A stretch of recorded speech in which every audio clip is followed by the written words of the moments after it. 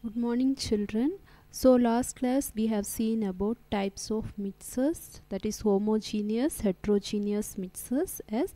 So today in this class we are going to see about how we can separate the components of mixer. So we have learned that most of the natural substances are not chemically pure, isn't it? So different methods of separation are used to get individual components from a mixer. Okay, so separation make it possible to study and use the individual components of a mixer. So why we want to separate means we can study and use that individual components for any other purposes. Okay, so heterogeneous mixer can be separated by physical methods like hand picking, sieving, filtration that we are using in our day-to-day life. Okay, so sometimes special techniques have to be used for the separation of the components of a mixer. So in this class we are going to study the different separation process which we are using to separate the components of a mixer. Okay, so how now we can see how we can obtain the colored component from the blue or black ink. So colored component means dye. Okay, so how we can obtain the dye, or how we can separate the dye from the black ink. Okay, so we know that ink is a liquid mixer. Okay, ink, whether it is a blue ink or a black ink, which we are using in fountain pen, is a liquid mixer. Okay, so it is a mixer of dye in water. Okay, mixer of dye means what? Colored component in water. Okay, so this dye is the colored component which is present in the water, which gives the ink a blue or black color. Okay, we can separate the colored component of ink or dye from ink by the process of evaporation. Okay, so now we are going to see the activity which is given in your reader. So that is activity 2.4. Okay, so in this activity what we are going to do, children, you have to fill half a beaker with water. Okay, then put a watch glass on the mouth of the beaker. Okay, and you have to put a few drops of ink on the watch glass. Okay, so you can see in the diagram, isn't it? So now start heating the beaker. Okay, we do not want to heat the ink directly. Okay, why we should not heat means heat directly the ink means as it is decomposed by the high temperature. So we use a water bath for evaporating ink. Okay, so you can see in this picture we are using water bath to heat ink. We are keeping china dish above that we are pouring ink, because ink, if we are heating directly, it will be decomposed. Okay, because of the high temperature. That's why we are not heating directly ink. Understood, children? So now what will happen? We know that a different substance have a different boiling point, isn't it? So what is happening, so we use this property to separate the component of the mixer. Okay, so as the different substance having the different boiling point, we are using the same method for separating the components from the mixer. Okay, here the boiling point of ink is much higher than that of water. Okay, children, so that on heating the ink solution, water evaporates while ink dye remains in the china dish. Okay, so as the boiling point of ink is higher than that of water, when we are heating the ink solution, water evaporates from the ink and the ink dye will be remain in the china dish. Okay, so so that we can separate the components of the colored component or the dye from the ink by using a evaporation process. Understood, children? Now we can adopt the same evaporation process for some purposes. We can see the application of this. So in crude petroleum refinery, we are using the same evaporation method to obtain the crude petrol from the earth. Okay, so we know that petrol which we are obtaining from the earth crust, it contains a mixture of various petroleum products like petrol, diesel, LNG and vaseline, etc. Okay, so to obtain the crude petrol from this mixer, we are using this method, that is evaporation method. Now it is also used for the separation of metals from its alloys in metallurgical industries. That means to separate the metal from its alloy. You know what is meant by alloy? Alloy means it is the mixture of two or more metals, or it is a mixture of metals and non-metal, isn't it? So we can separate the metals from its alloys also. This same method only they are using in metallurgical industry to separate metals from its alloys.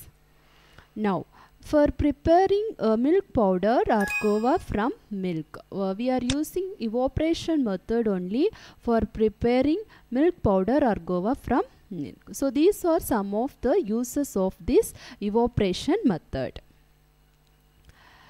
Now, we are going to see another method, how we can separate cream from milk. Okay, so nowadays we get full cream, toned and double toned varieties of milk packed in polybags. Yes, so we can see when we are buying milk, we can see in the double toned milk, full cream milk, toned milk. Yes, these varieties of milk contain different amount of fat. Okay, so how they are taking that, how they are differentiating as full cream, toned and double toned varieties. Okay, now that we are going to see. So one activity have given in your reader to explain about that separation process, so that we are going to see. So activity 2.5. okay, so to separate cream from the milk. Okay, here we are going to separate what? Milk cream from the milk. Okay, for that you have to use the method which we are using is centrifugation. Okay, so what is the method which we are using to separate cream from the milk, children? Centrifugation. Okay, so first you have to take some full cream milk in a test tube. Okay, what you have to take? You have to take full cream milk in a test tube and centrifuge it by using a centrifuging machine. So in the picture you can see centrifuging machine. Okay, so just you have to take the test tube containing milk, cream and milk, then you have to centrifuge it in a centrifuging machine for 2 minutes. Okay, if a centrifuge machine is not available, you can do this activity at home also by using milk churner. Yes, we are using to separate the milk from the cream, that for making butter we used to do. Yes, so milk churner also you can do the same thing. So we can see the same process only, the cream will be separated from the milk. Okay, so we are taking here milk and in a test tube, and we are centrifuging it by using the centrifuging machine. When we are centrifuging, after centrifugation the cream will be separated in the upper layer. Okay, and the milk will be separated, which will be in the lower phase. Okay, so centrifugation of milk separate them into skimmed milk and cream at the top.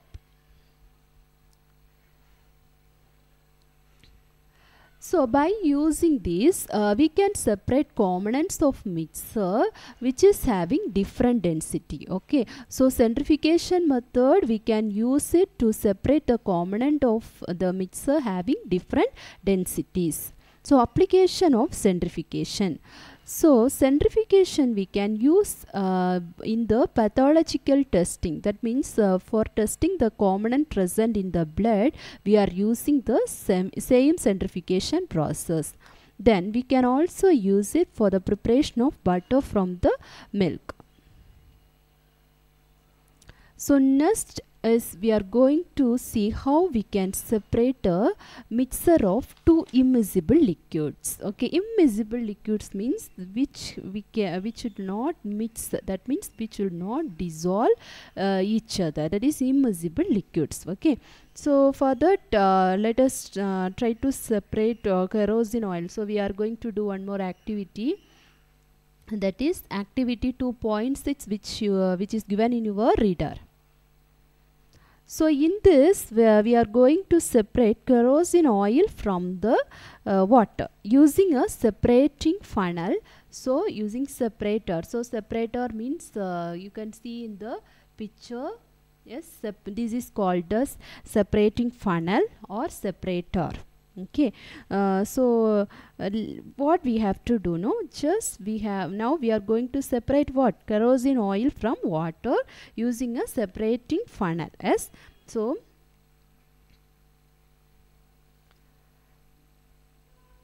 for this water we know what we have to do, no, let it first we have to pour the mixture of kerosene oil, okay, and water in a separating funnel. Okay, just we have to mix water and kerosene, and you have to pour it in the separating funnel.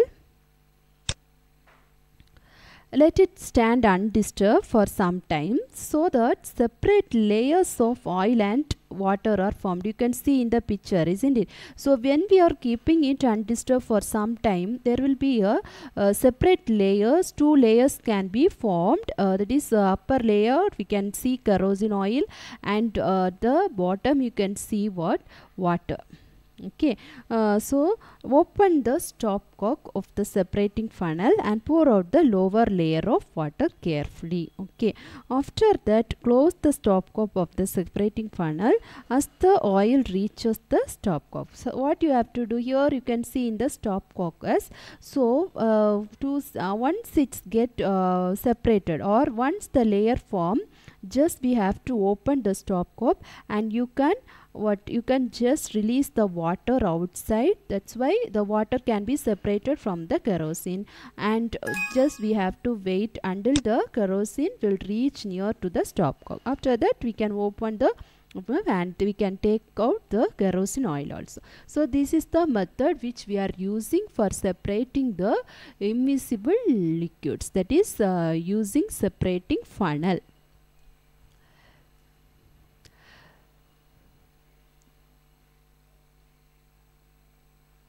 So immiscible liquids separate out in layers, isn't it? So kerosene is separated from water and they form two layers. So these also, how they are separated out means depending upon their densities. Okay, so same like centrifugation process only, the same principle is used here. The immiscible liquids also separate out in layers depending on their density.